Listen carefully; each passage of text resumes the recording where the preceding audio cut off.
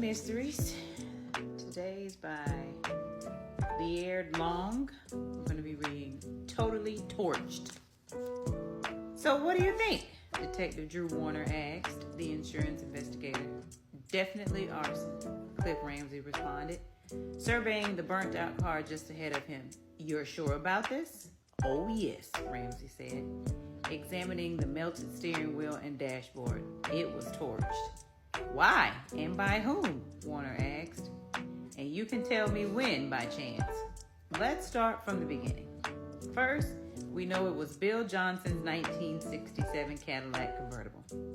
And I can tell the top was down when it was torched. Looked like a rag was stuck in the gas tank opening, like a candle wick, then lit.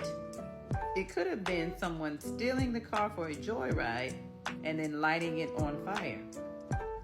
Or it could have been something entirely different. Oh, that's a big help, Warner rolled his eyes. I think we better go talk to Bill Johnson, Ramsey said. The two men got into the car and drove straight to Bill Johnson's house.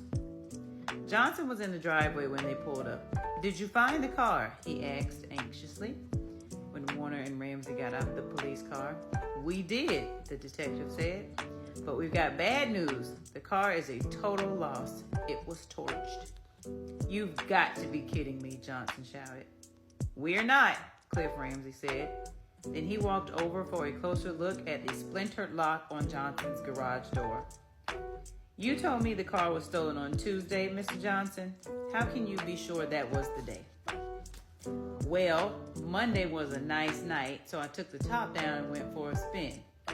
When I got home, I parked the car in the garage like always and locked it. First thing Tuesday morning, I took a cab to the airport for a business trip to Atlanta. When I got back Tuesday night, I discovered that my caddy was stolen. Did you actually see the vehicle on Tuesday morning, Cliff? Ramsey asked. No, but look at the broken latch. He pointed at the garage. I certainly would have noticed the damage when I walked past the garage on my way to the cab in the morning. Then he pointed at the window overlooking the garage. And that's my bedroom window, which was open all night. I would have heard something smash the latch on Monday night. Have you noticed any strangers around? Kids out making trouble, maybe? Warner asked. A classic Cadillac convertible would be a tempting target for a joyride. As I told the officer 3 days ago when I reported the car stolen. No, I didn't, Johnson said. Warner pulled Ramsey aside. So, what do you think now? Cliff Warner asked. What's our next move?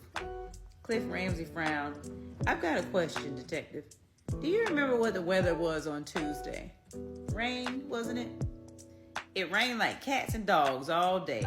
Started just after I got off work and kept up straight through the evening, Warner answered. It was the only break we've had in the last month-long dry spell.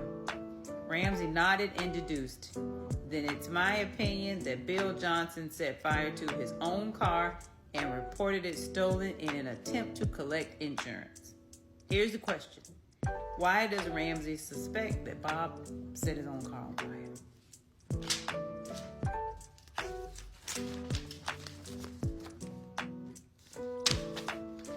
If the convertible was stolen on Tuesday when it was pouring, the top would have been up.